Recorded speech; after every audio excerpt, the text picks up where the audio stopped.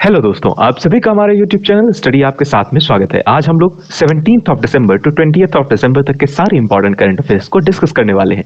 ये पूरी current affair series totally exam oriented है, यानी कि इस पूरी करंट अफेयर सीरीज में हम लोग सिर्फ और सिर्फ एग्जाम पर्सपेक्टिव से इंपॉर्टेंट सारे क्वेश्चंस या सारे टॉपिक्स को डिस्कस करते हैं। इसके अलावा इस पूरी करंट अफेयर सीरीज में हम लोग मध्य प्रदेश, इंडिया और वर्ल्ड के सारे इंपॉर्टेंट करंट अफेयर्स को डिस्कस करते हैं। ये पूरी करंट अफेयर सीरीज आपको various competitive exams like MP patwari, SSC और रेलवे पुलिस एग्जाम या अदर कोई भी कॉम्पिटेटिव एग्जाम हो जिनमें करंट अफेयर्स एक महत्वपूर्ण सब्जेक्ट हो, या ऐसे एग्जाम जिनमें करंट अफेयर्स आता हो, ऐसे सभी एग्जाम्स में ये करंट अफेयर सीरीज आपके लिए बहुत ही ज्यादा हेल्पफुल होने वाली है।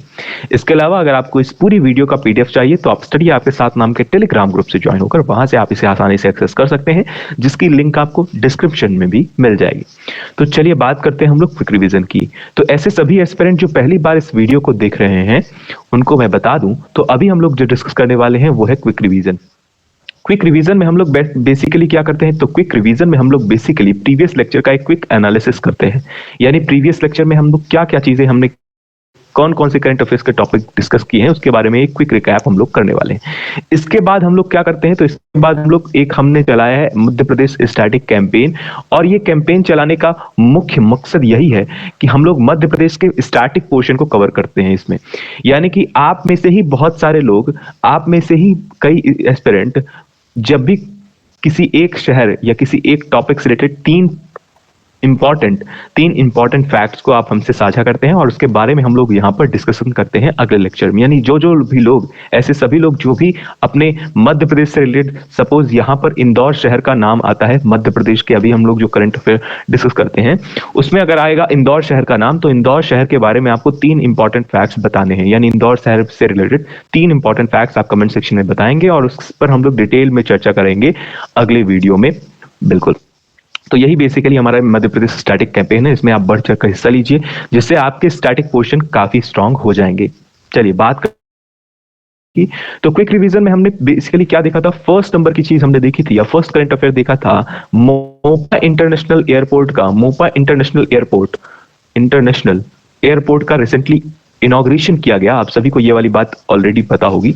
मोपा इंटरनेशनल एयरपोर्ट कहाँ है, ये वाली बात ऑलरेडी मैंने आपको बता दी है, गोवा में है। और ये मोपा जो इंटरनेशनल एयरपोर्ट है, तो मोपा जो नाम है ये किनके नाम पर रखा गया है, ये इंपॉर्टेंट चीज है। तो ये वाली आपको ध्यान रखना है, मनोहर पर्रिकर। मैंने आपको ऑलरेडी बताया था, ये मनोहर पर्रिकर जी यूनियन डिफेंस मिनिस्टर रह चुके हैं। इसके अलावा सीएम ऑफ गोवा भी रह चुके हैं, यानी गोवा राज्य के मुख्यमंत्री भी ये रह चुके हैं। इसलिए आपको मनोहर पर्रिकर जी का नाम याद रखना है। इन्हें पद्म भूषण से भी सम्मानित किया गया है। ठीक है, तो मोपा किनके नाम पर रखा गया है, मनोहर पर्रिकर जी के नाम पर रखा गया है। ठीक है, अगली न्यूज हमने क्या देखी थी, अगली न्यूज हमने देखी थी कि स्पेस एक्स मून ट्रिप में इंडिया, यानी मून पर जाने वाली एक क्रू है, यानी मून यानी चंद्रमा पर जाने वाला एक क्रू है, जो कि एक पर्टिकुलर टीम जा रही है। उसमें से हमारे भारत से देव जोशी जो बालवीर का किरदार निभाते हैं। आप सभी को पता होगा ये बच्चों का एक फेवरेट शो है बालवीर, और उसमें देव जोशी किरदार निभाते हैं बालवीर का, और उन्हें ही स्पेस एक्स मून ट्रिप में शामिल किया गया है, यानी एक पर्टिकुलर क्रू में शामिल किया गया है। उस क्रू का नाम क्या है, तो क्रू का नाम है डियर मून क्रू। ठीक है, चलिए बात करते हैं अगली न्यूज की। थर्ड नंबर की न्यूज हमने देखी थी कि लियोनल मेसी, जो कि एक अर्जेंटीना के फुटबॉल प्लेयर हैं, इन्होंने रिटायरमेंट अनाउंस कर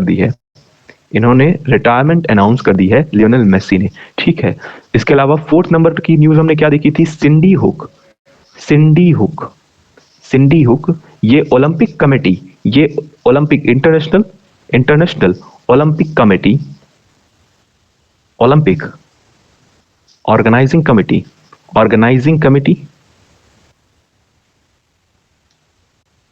कमेटी की नई सीईओ अपॉइंट हुई हैं।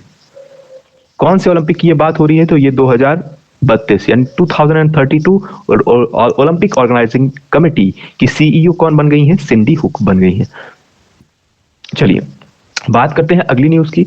अगली न्यूज मैंने आपको बताई थी ओलंपिक में, मैंने आपको बताया था समर ओलंपिक कहां होने वाला है, तो क्या वेन्यू रहे हैं समर ओलंपिक के या विंटर ओलंपिक के, क्या वेन्यू रहे हैं, ये बहुत ही इंपॉर्टेंट चीज है। आपको ये वाली बात तो बिल्कुल ध्यान रखा है। उसके अलावा एशियन गेम्स कहाँ होने वाले हैं, ये वाली बात भी मैंने आपको बताई थी प्रीवियस लेक्चर को, आप जाकर पूरा ध्यान से देखिए। आपको ये वाली बात जो कि इंपॉर्टेंट फैक्ट है आपको ध्यान रखना है, क्योंकि वेन्यू अक्सर पूछा जाता है।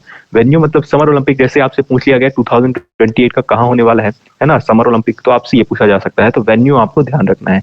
इसके अलावा 5th नंबर की न्यूज क्या थी, डब्ल्यूएचओ ने रिसेंटली अपॉइंट किया है chief scientist. WHO world health organisation, इसका फाउंडेशन डेट भी आपसे पूछी जाती है, तो मैंने आपको ऑलरेडी बताया था 7th of April 1948। 7th of April 1948 को डब्ल्यूएचओ का फाउंडेशन किया गया, जिसका हेडक्वार्टर कहाँ है, तो जिसका हेडक्वार्टर है जेनेवा स्विट्जरलैंड। जेनेवा स्विट्जरलैंड इसका हेडक्वार्टर है, और यहाँ पर अपॉइंट किया है नए चीफ साइंटिस्ट को, यानी इस ऑर्गेनाइजेशन ने पर्टिकुलरली एक नए चीफ साइंटिस्ट को अपॉइंट किया है, जिनका नाम क्या है, जेरेमी फेरार। जेरेमी फेरार, ठीक है।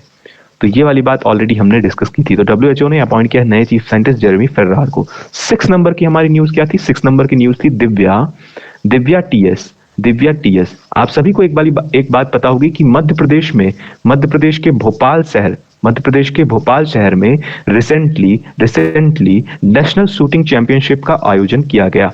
नेशनल शूटिंग चैंपियनशिप का आयोजन किया गया, और यहां पर एक कर्नाटका की सीनियर शूटर हैं दिव्या टीएस, इन्होंने गोल्ड मेडल हासिल किया। अगर बात करें जूनियर में, तो ये हो गई आपकी सीनियर में, ठीक है, ध्यान रखना है। ये सीनियर कैटेगरी की शूटर हैं दिव्या टीएस, इन्होंने गोल्ड मेडल हासिल किया है।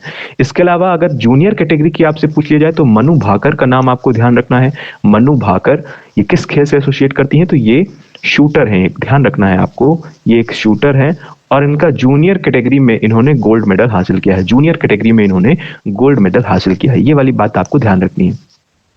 इसके अलावा मध्य प्रदेश से रिलेटेड और इंपॉर्टेंट फैक्ट्स हमने देखे थे कि मध्य प्रदेश की रैंक आई है फर्स्ट। मध्य प्रदेश में किस शहर की रैंक आई है फर्स्ट इन दी समग्र शिक्षा योजना। समग्र शिक्षा योजना, ये पर्टिकुलर स्कीम रिलेटेड है स्कूल्स में बेटर एजुकेशन प्रोवाइड करने से रिलेटेड ये स्कीम है। और इसमें मध्य प्रदेश के किस जिले की रैंक फर्स्ट है, तो मध्य प्रदेश के खंडवा जिले की रैंक फर्स्ट है। और मैंने आपसे पूछा था कि खंडवा से रिलेटेड आपको 3 इंपॉर्टेंट फैक्ट्स बताने हैं, जिसका जवाब भी कुछ लोगों ने दिया है, ठीक है। तो वो पर्टिकुलर फैक्ट्स मैं आपको थोड़ी देर में डिस्कस करने वाला हूं। चलिए बात करते हैं अगली न्यूज की। तो मध्य प्रदेश से रिलेटेड एक और न्यूज थी कि मध्य प्रदेश में रिसेंटली एसएसबी यानी सशस्त्र सीमा बल का ट्रेनिंग सेंटर ओपन किया जा रहा है।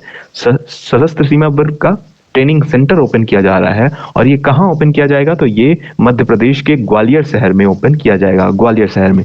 और ग्वालियर में ही मैंने आपको एक और बात बताई थी कि ग्वालियर में ही रिसेंटली नया एयर टर्मिनल भी ओपन हो गया है, और उसका भी इनॉग्रेशन अमित शाह जी ने किया था, ठीक है। तो ये वाली बात भी आपको ध्यान रखना है। ग्वालियर के एयरपोर्ट का नाम क्या है, तो राजमाता विजयराजे सिंधिया एयरपोर्ट ग्वालियर के एयरपोर्ट का नाम है। तो ये वाली बातें आपको, ये सारी चीजें आपको ध्यान रखना है।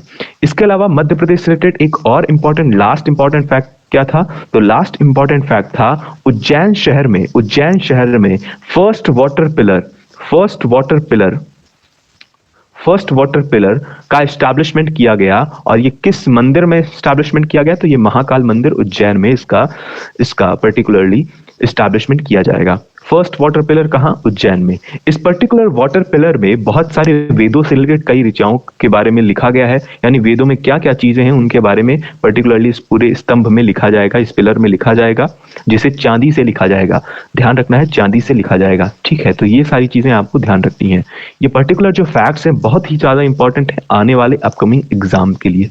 चलिए बात करते हैं, जब लोग बात आई है किसकी, खंडवा की और ग्वालियर की, तो खंडवा और ग्वालियर से रिलेटेड कुछ इंपॉर्टेंट फैक्ट्स हमसे साझा किए गए हैं, और वो साझा किए हैं अंजलि त्रिपाठी जी ने। अंजलि त्रिपाठी जी ने हमें बताया है खंडवा और ग्वालियर जिले के बारे में, ठीक है।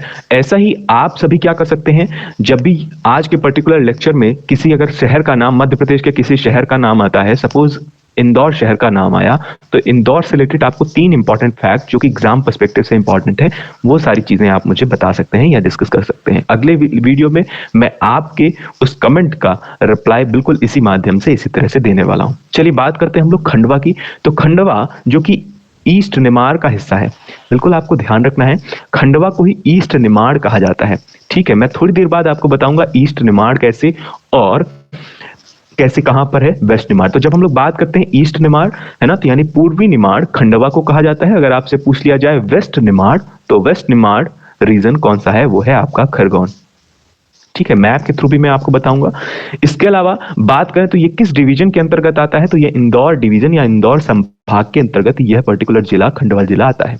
इसके अलावा सेकंड चीज इन्होंने बताई है कि ओमकारेश्वर ओमकारेश्वर ज्योतिर्लिंग मौजूद है यहाँ पर, यानी खंडवा में एक ज्योतिर्लिंग मौजूद है ओमकारेश्वर। ये वाली बात भी अपने आप में बहुत ही ज्यादा इंपॉर्टेंट है। इसके अलावा थर्ड नंबर की न्यूज इन्होंने बताई है हनुवंतिया आइलैंड, जो कि फॉर्म्ड होता है back water of Indira Sagar lake. Indira Sagar lake के वाटर से फॉर्म होता है हनुवंतिया आइलैंड, जिसे मिनी स्विट्जरलैंड भी कहा जाता है।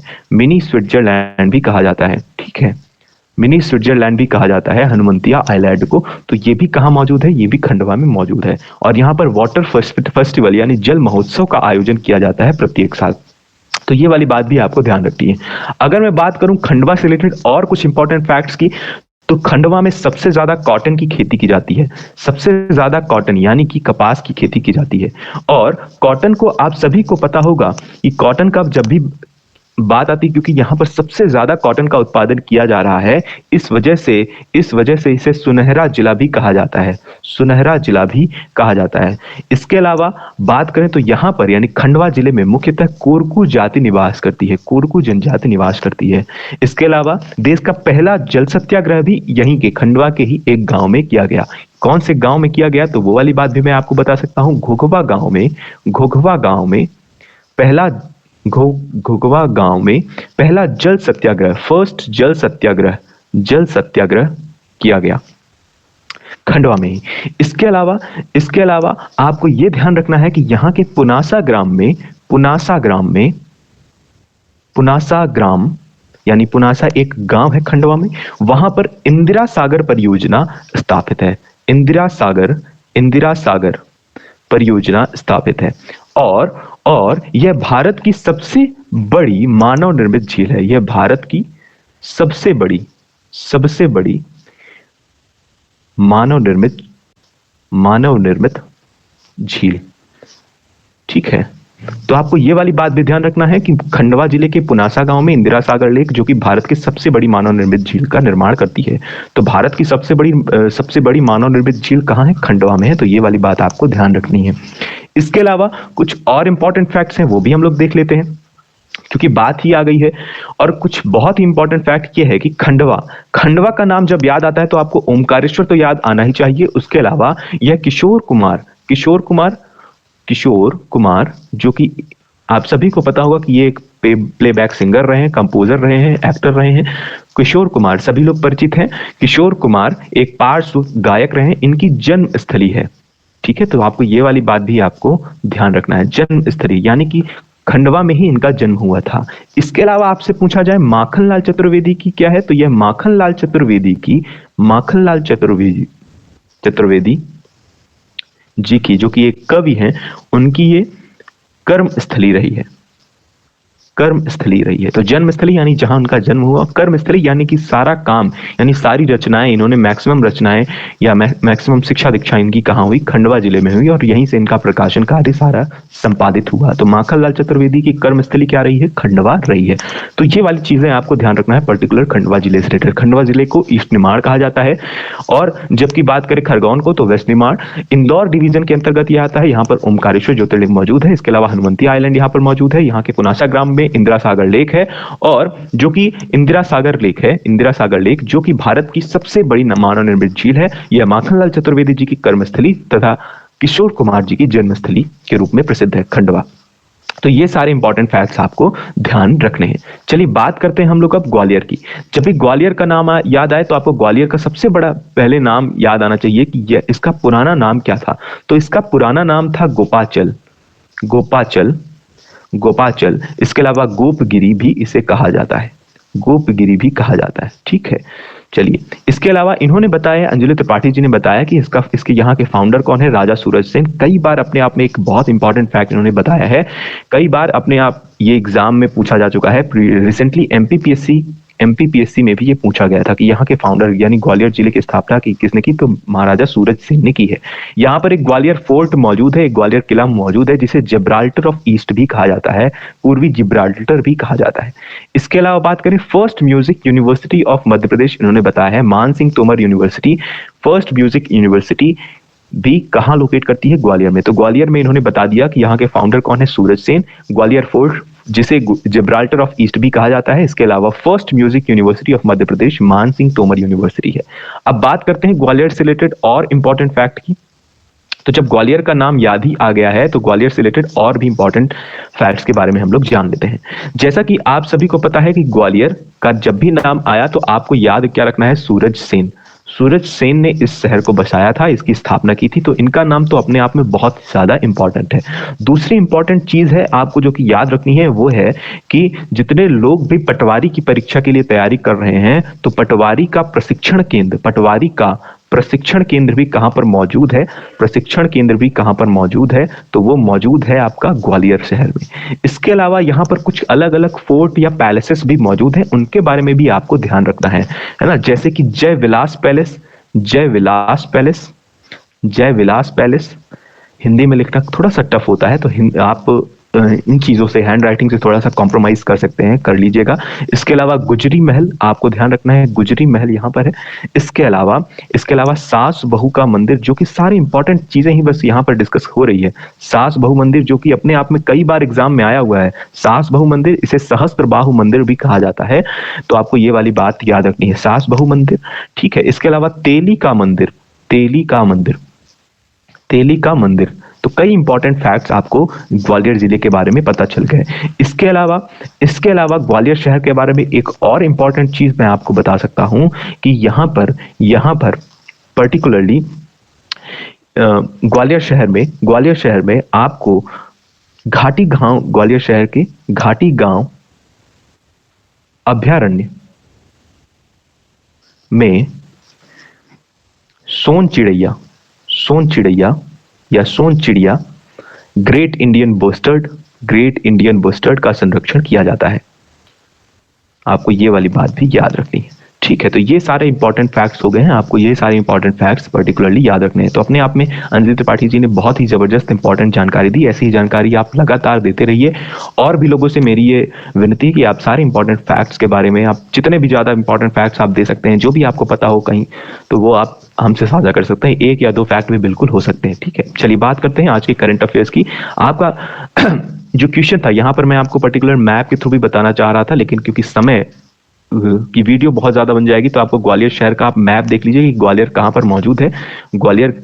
इसके अलावा मैंने बताया खंडवा और खरगोन। तो खंडवा हमने बताया आपको ईस्ट निमार,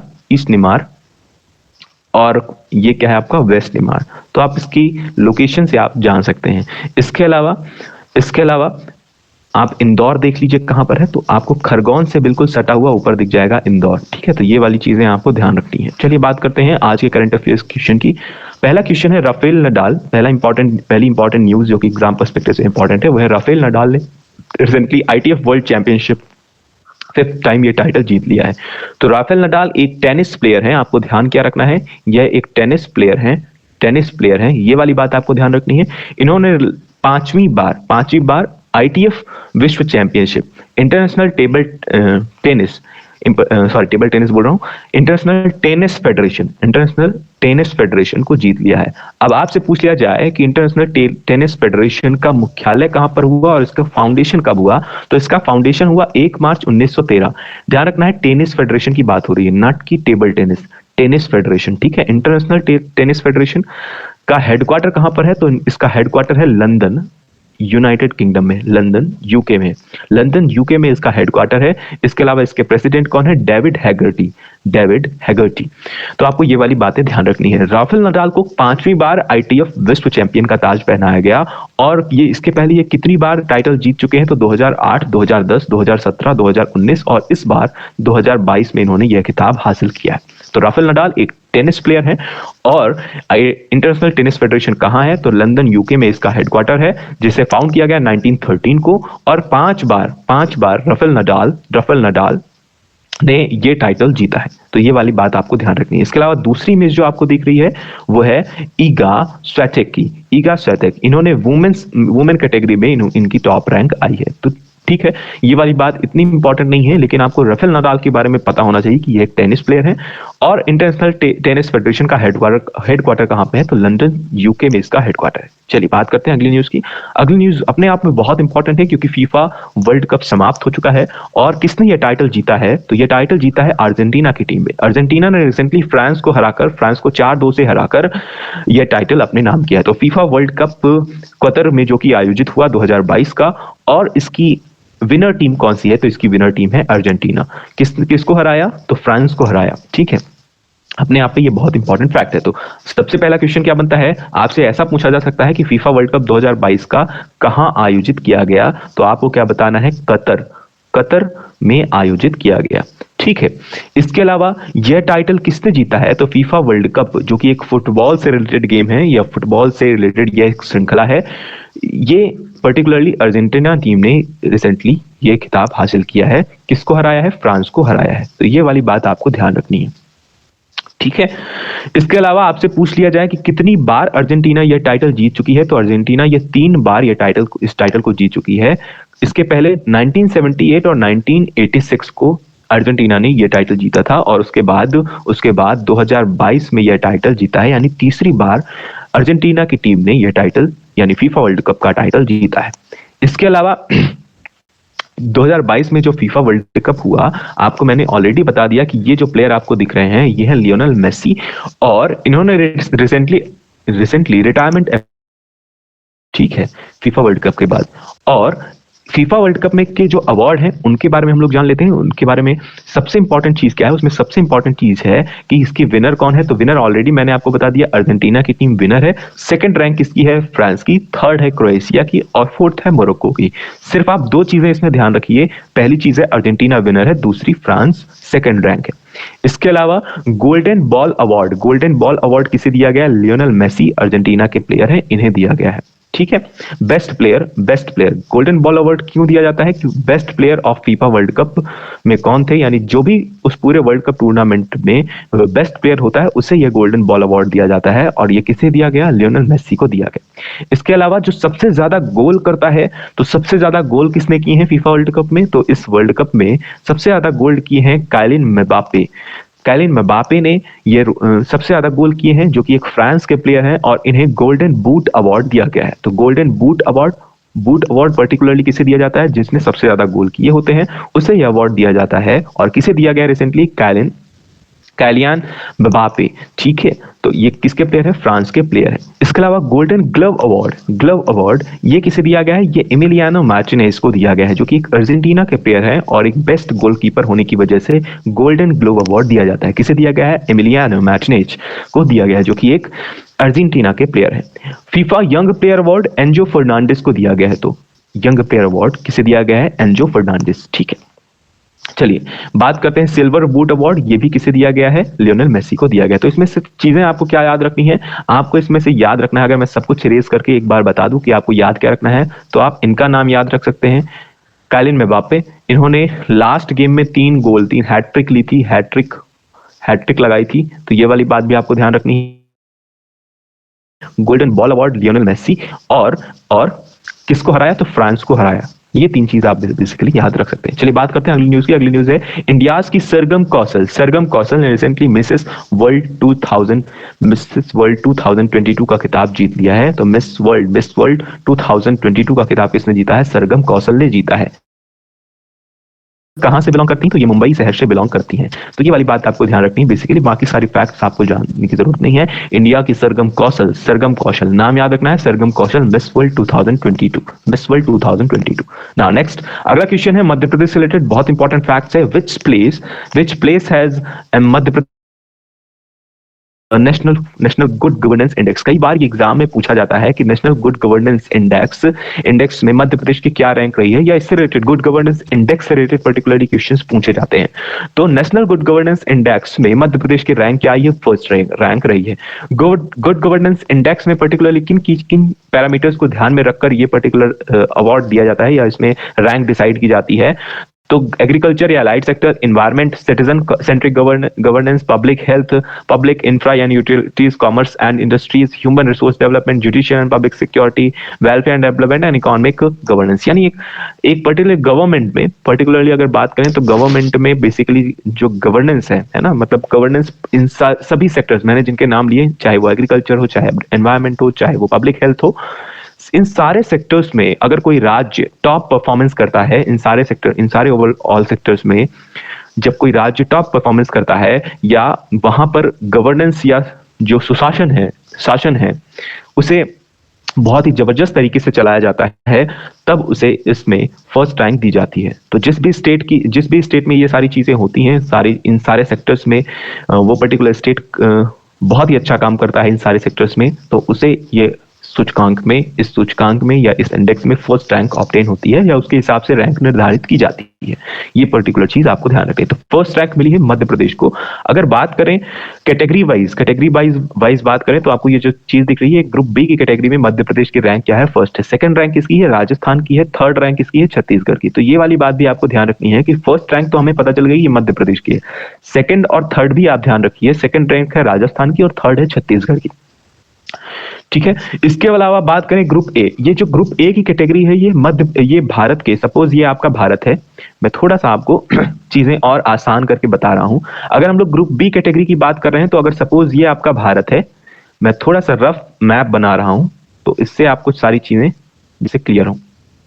ठीक है।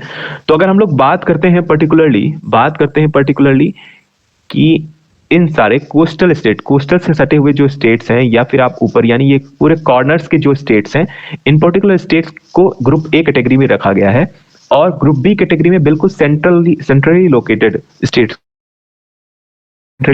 स्टेट्स को रखा गया है ग्रुप बी कैटेगरी में। तो अगर हम लोग बात करें ग्रुप बी कैटेगरी में, तो ग्रुप बी कैटेगरी में पर्टिकुलरली मध्य प्रदेश की रैंक क्या है? फर्स्ट है। अगर ग्रुप ए कैटेगरी में बात करें तो वहां पर गुजरात की रैंक फर्स्ट है, तो आपको ये वाली बात भी ध्यान रखना है।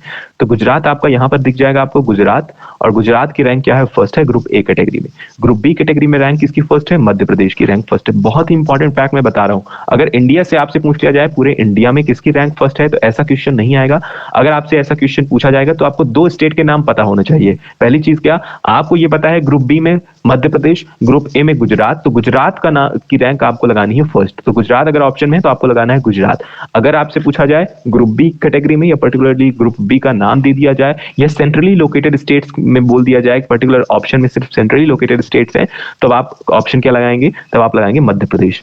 बात करते हैं नॉर्थ ईस्ट स्टेट की, तो ये भी अपने आप में बहुत इंपॉर्टेंट है। तो नॉर्थ ईस्ट या हिल स्टेट यानी कि अगर ये आपका इंडिया है तो यहां पर आपको पूरा नॉर्थ ईस्टर्न स्टेट्स दिखता है और हिली रीजन दिखता है ना, हिली स्टेट्स दिखते हैं। उसमें से रैंक फर्स्ट किसकी है? तो हिमाचल प्रदेश की रैंक फर्स्ट है। तो ये वाली बात आपको ध्यान रखनी है।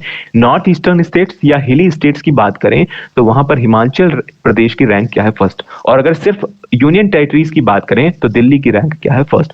तो हमारे पास चार कैटेगरी पर्टिकुलरली हो गई, चार कैटेगरी में फर्स्ट कैटेगरी किसकी है? तो ग्रुप ए में फर्स्ट रैंक है गुजरात की, ग्रुप बी में फर्स्ट रैंक है मध्य प्रदेश की। अगर north east and hill state की बात करें तो हिमाचल प्रदेश की रैंक फर्स्ट है, और अगर यूनियन टेरिटरीज बस की बात करें तो दिल्ली की रैंक क्या है? फर्स्ट है। तो ये वाली बात आपको ध्यान रखनी है। अक्सर क्वेश्चन गुड गवर्नेंस इंडेक्स से पूछे जाते हैं, इसलिए ये फैक्ट्स अपने आप में इंपॉर्टेंट है। कई जगह ये फैक्ट्स आपको नहीं मिलेंगे, ये पूरे फैक्ट्स गवर्नमेंट की साइड से उठाए गए हैं, इसलिए ये फैक्ट्स आपको एज इट इज याद रखने हैं। चलिए बात करते हैं अगले क्वेश्चन की। अगला क्वेश्चन है विच डिवीजन ऑफ मध्य प्रदेश का ऐसा कौन सा संभाग है जिसकी रैंक फर्स्ट है in the implementation of PESA act. जैसा कि मैंने आपको बताया था पेसा एक्ट कब लागू हुआ, 1996 को यह लागू हुआ था। सारी चीजें मैं आपको बताऊंगा पेशा एक्ट से रिलेटेड, हालांकि बता चुका हूं पेशा एक्ट से रिलेटेड, लेकिन फिर भी मैं एक बार रिवाइज करवा दूंगा आपका। तो पेशा एक्ट का सबसे जबरदस्त इंप्लीमेंटेशन मध्य प्रदेश के किस संभाग ने किया है? तो उस संभाग का नाम क्या है? इंदौर। अब नाम किसका आ गया है, इंदौर डिवीजन का नाम आ गया है। तो इंदौर डिवीजन में वैसे तो आपको 8 जिले मिलते हैं, लेकिन मैं आपसे बोल रहा हूं सिर्फ आप इंदौर के बारे में, इंदौर के बारे में आप मुझे 3 फैक्ट्स पर्टिकुलरली कहां पर बता सकते हैं, कमेंट सेक्शन में इससे रिलेटेड स्टैटिक फैक्ट्स के बारे में आप मुझे बता सकते हैं। बिल्कुल हिचकिचाना नहीं है, आप बिल्कुल आसानी से फैक्ट्स बता सकते हैं। जो भी फैक्ट्स आपको पता हो वो सारे फैक्ट्स आप मुझे बताइए। इंदौर से रिलेटेड क्या क्या चीजें एग्जाम पर्सपेक्टिव से इंपॉर्टेंट है, वहां पे क्या क्या चीजें, कौन सी यूनिवर्सिटी है जो कि बहुत इंपॉर्टेंट है ना, वहां पर अगर कोई पर्टिकुलरली अभ्यारण्य है उसके बारे में आप मुझे बता सकते हैं। तो कई सारे फैक्ट्स हैं, अगर कोई फोर्ट है मौजूद तो उसके बारे में आप बता सकते हैं। कई सारी चीजें इंदौर में है, इंदौर से रिलेटेड कई चीजों में इंदौर की रैंक फर्स्ट है, वो भी आप बता सकते हैं।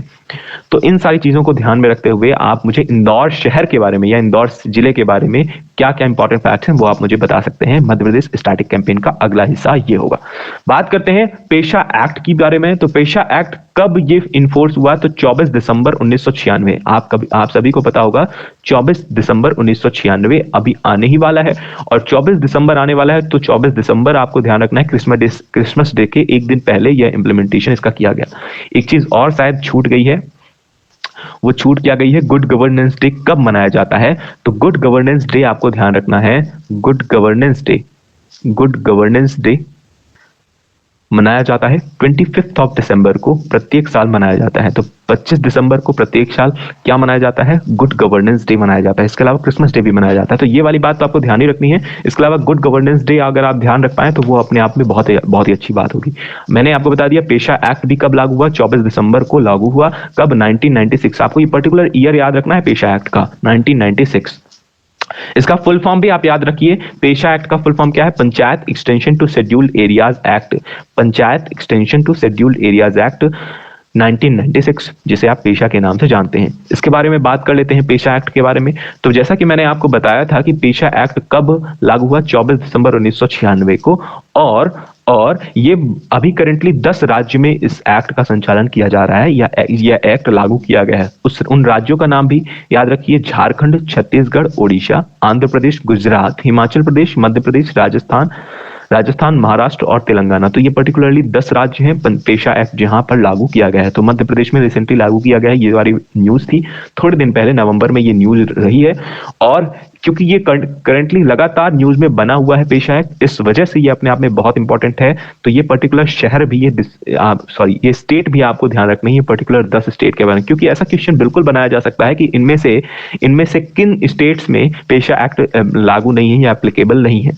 ठीक है, तो ऐसा क्वेश्चन बिल्कुल बन सकता है, इसलिए आपको ध्यान रखना है। चाहे आप ट्रिक के माध्यम से याद रखें या जैसे भी याद रखें, आपको याद रखना है कि झारखंड, छत्तीसगढ़, ओडिशा, आंध्र प्रदेश, गुजरात, हिमाचल प्रदेश, मध्य प्रदेश, महाराष्ट्र, राजस्थान और तेलंगाना में पेशा एक्ट एप्लीकेबल है।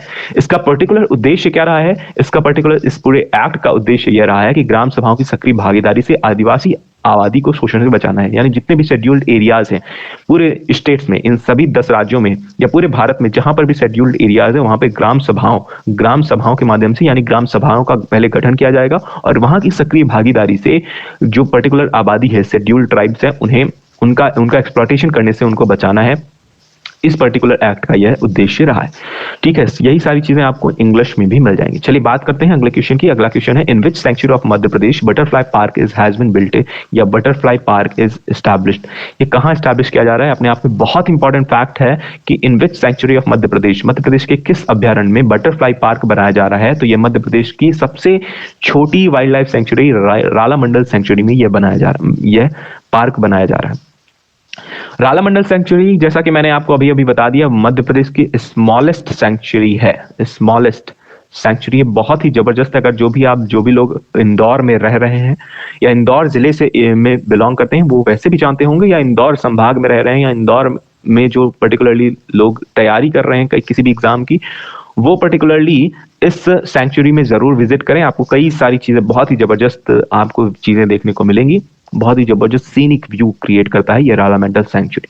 ये मध्य प्रदेश की स्मॉलेस्ट सेंचुरी है। अगर मैं आपको बताऊं तो मध्य प्रदेश की बिगेस्ट सेंचुरी के बारे में भी आपको ध्यान रखना है। तो मध्य प्रदेश की बिगेस्ट सेंचुरी कौन सी है, तो मध्य प्रदेश का सबसे बड़ा अभ्यारण्य कौन सा है, ये भी क्वेश्चन पूछा जा सकता है। तो नौरादेही आपको ध्यान रखना है। नौरादेही कहाँ है, सागर जिले में यह बिलोंग करता है। तो आपसे पूछ लिया जाए राला मंडल सेंचुरी कहाँ है, तो आपको बताना है यह इंदौर में है। और अगर आपसे पूछ लिया जाए कि मध्य प्रदेश की सबसे बड़ी सेंचुरी, वाइल्ड लाइफ सेंचुरी कहाँ पर है, तो वो है नौरादेही सागर में है, यानी वन्य जीव अभ्यारण्य। जब मैं बोल रहा हूँ सेंचुरी यानी अभ्यारण्य की बात के बारे में बात हो रही है। ठीक है। इसके अलावा अगर आपसे पूछ लिया जाए कि मध्य प्रदेश का सबसे बड़ा नेशनल पार्क कहाँ है, नेशनल पार्क यानी राष्ट्रीय उद्यान कौन सा है, तो वो है Kanha national park, Kanha national park. अगर आपसे स्मॉलेस्ट पूछ लिया जाए, स्मॉलेस्ट नेशनल पार्क कौन सा है, तो वो है आपका वन विहार, वन विहार नेशनल पार्क, जो कि कहां पर है। अगर कान्हा पूछा जाए तो कहां है, ये मंडला जिले में है। अगर वन विहार पूछा जाए तो ये कहां है, भोपाल जिले में मौजूद है। तो ये सारे इंपॉर्टेंट फैक्ट्स ऑलरेडी बहुत बार एग्जाम में क्योंकि पूछे जाते हैं, इस वजह से ये सारे फैक्ट्स इंपॉर्टेंट है। तो ये वाली बातें आपको ध्यान रखनी है कि सबसे बड़ा नेशनल पार्क कौन सा है, सबसे बड़ा नेशनल पार्क कान्हा किशली, और सबसे छोटा नेशनल पार्क कौन सा है, वन विहार। चलिए बात करते हैं। इस पर्टिकुलर बटरफ्लाई पार्क में 37 टाइप ऑफ स्पीसीज, यानी 37 स्पीसीज ऑफ बटरफ्लाई यानी तितलियों की 37 प्रजातियों को यहां पर देखा जाएगा, रखा जाएगा। इसकी लोकेशन कहाँ है, इंदौर में इसकी लोकेशन है। और इसका एस्टैब्लिशमेंट कब किया गया, 1989 यानी 1989 में इसका एस्टैब्लिशमेंट किया गया। यहाँ पर कौन कौन से एनिमल्स, यहाँ पर पर्टिकुलरली लेपर्ड, ब्लैक बक्स, चीतल, ब्लू बुल्स, हैना, parking dears, peacock, palm civet और पार्किपाइन जैसे एनिमल्स पर्टिकुलरली इस राला मंडल सेंचुरी में पाए जाएंगे। इसके अलावा यहाँ पर कौन से इंपॉर्टेंट ट्रीज मिलेंगे, तो यहाँ पर टीक, साजा, ग्लिसरीडिया, शीशम, बबूल, बैम्बू और यूकेलिप्टस जैसे इंपॉर्टेंट पेड़ यहाँ पर आपको दिखाई देंगे। इस पूरी स्लाइड में आपको ध्यान क्या रखना है, आपको ये ध्यान रखना है कि 1989 में इसका एस्टैब्लिशमेंट किया गया। यह मध्य प्रदेश की सबसे स्मॉलेस्ट सेंचुरी है और इसकी लोकेशन कहाँ पर है, तो इंदौर में इसकी पर्टिकुलरली लोकेशन है। ठीक है, चलिए बात करते हैं। तो ये जो पर्टिकुलर आपको सीन दिख रहा है, ये राला मंडल अभ्यारण्य के गेट का सीन है या व्यू है, जहाँ पर आप जाकर आसानी से विजिट कर सकते हैं। अगर आप इंदौर में हैं तो बिल्कुल ज़रूर विजिट कीजिए। चलिए बात करते हैं आज के प्रैक्टिस क्वेश्चन की। आपका प्रैक्टिस क्वेश्चन में फर्स्ट नंबर का जो क्वेश्चन है वो है, where is the countries first water pillar will be established. तो कंट्रीज का यानी पूरे भारत का पहला वाटर पिलर कहाँ पर इस्टेब्लिश किया जाएगा, तो आपके ऑप्शन है ओरछा, छतरपुर, उज्जैन एंड जबलपुर। आपको इसका जवाब मुझे कमेंट सेक्शन के माध्यम से देना है। चलिए बात करते हैं सेकंड क्वेश्चन की। सेकंड क्वेश्चन है आपका, where will be the summer Olympic 2028 will be organised. 2028 का समर ओलंपिक का वेन्यू कहाँ पर है या कहाँ पर ऑर्गेनाइज किया जाने वाला है समर ओलंपिक। आपके ऑप्शन है Tokyo Japan, Beijing China, Paris Japan, इसके अलावा लॉस एंजल्स यूएसए। आपको इसका जवाब मुझे कमेंट सेक्शन के माध्यम से देना है।